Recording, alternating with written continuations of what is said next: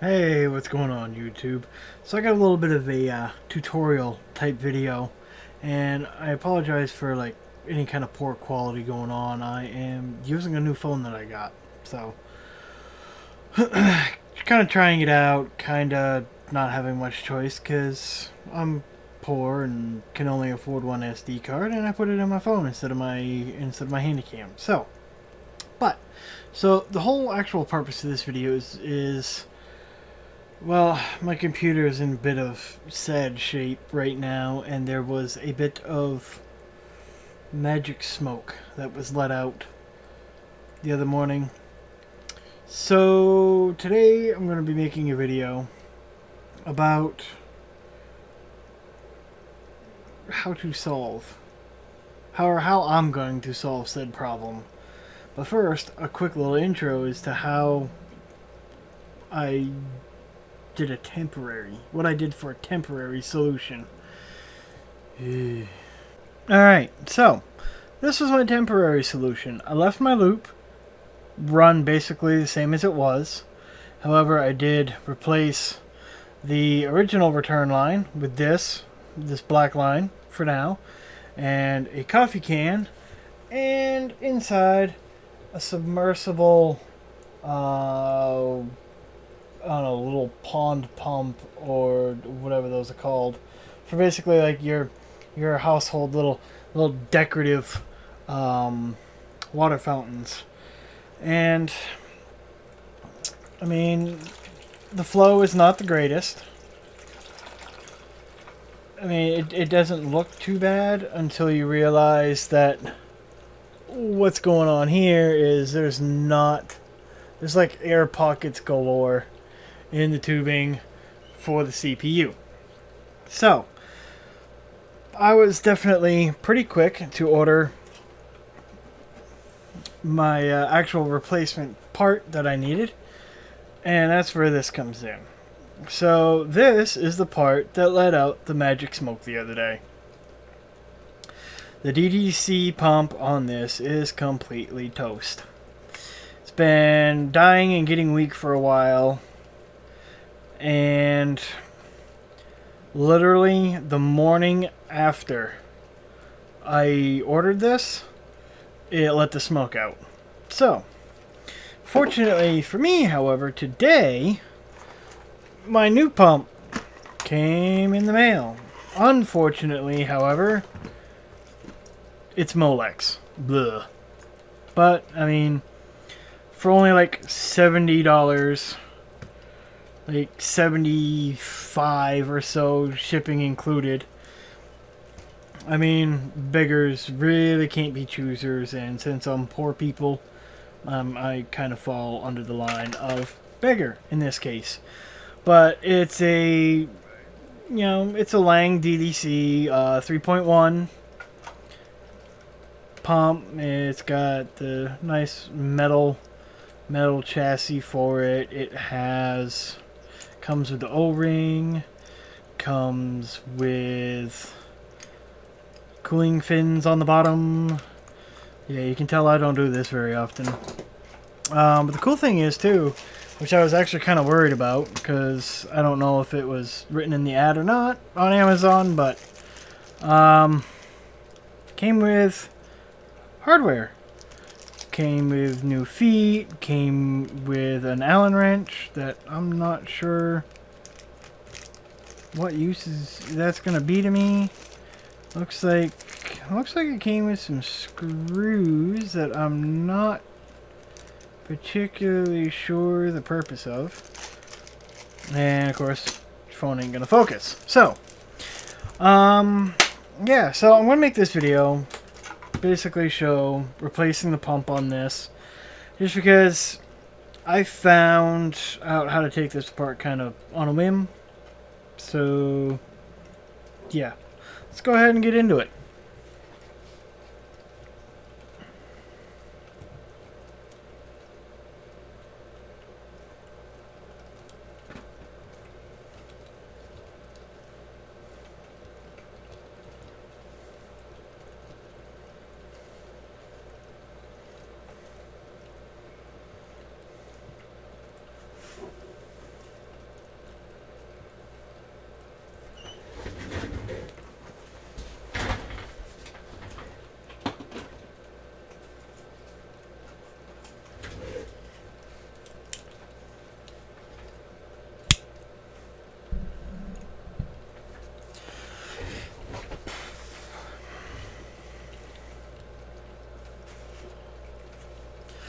Okay, so pretty much the only tool you are really going to need for this portion of it really is basically just a pair of pliers, and I'm just using my Leatherman. So you're going to want to go ahead and I'm going to go you don't necessarily need to do this, but I am actually going to clean this all before I put the new pump on it. So I just realized I'm missing the O-ring that goes there. Awesome. Anyways, so we're going to actually move past that for right now. But I'm going to, like I said, I'm going to go ahead and I'm going to clean. So I'm going to take that off. Take the reservoir tank out because, like, ugh. That is just, that is nasty. So, what you actually need to do in order to take this apart, now that we have this all the way down here, is the trick is actually these pliers, these things where you would mount it or install the anti-vibration feet for mounting. These are actually bolts, and I actually wound up learning this by accident. This is probably going to make a mess.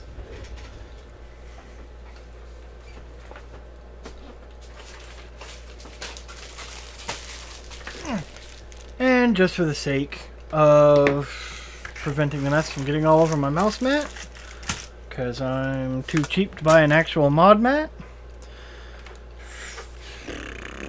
bam, use the packaging. That, oh cool, and I was smart enough to not show the side with my address. Yeah, I'm just going to use the packaging that the pump came in.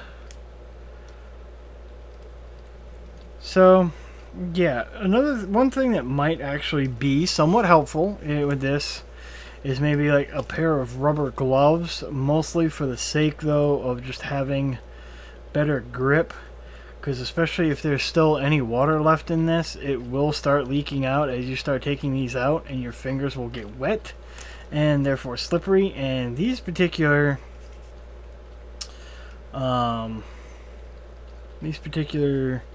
bolts, screws, whatever you want to call them, are like really smooth to begin with. I'm not sure how well you can be able to see it, but I've kind of marred them up a little bit, having taken this apart a couple of times to try and clean it and revive it. But that's all there is to it, is you take those 4 bolts out and the pump comes right off the reservoir. Now, I realize now, I probably should have led with this, and I done completely forgot, but this is actually, I don't remember which model, but this is an EK Water Blocks reservoir pump combo that actually came with one of their like pre-made kits back in 2016.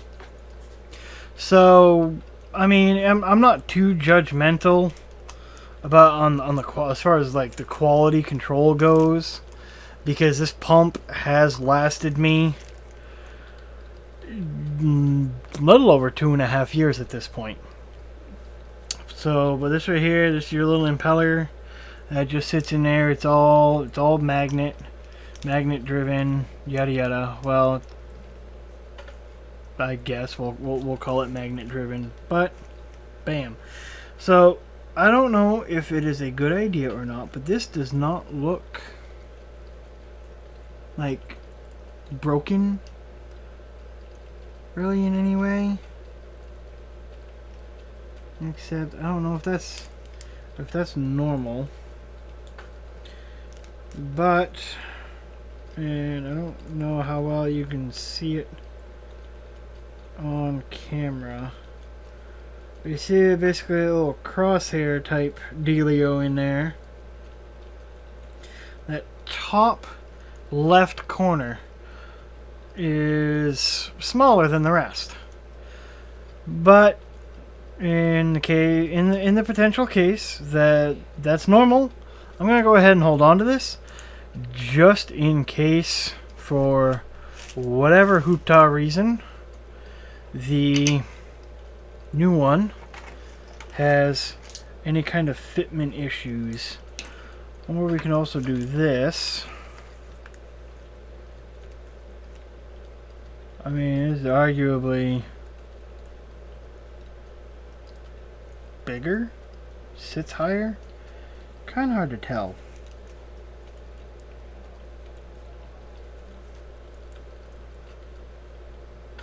But I mean, that looks about the same. But like I said, I am going to hold on to this just in case I wind up needing to use this in the new pump. But this motor is burnt out, so it's going to essentially go bye-bye.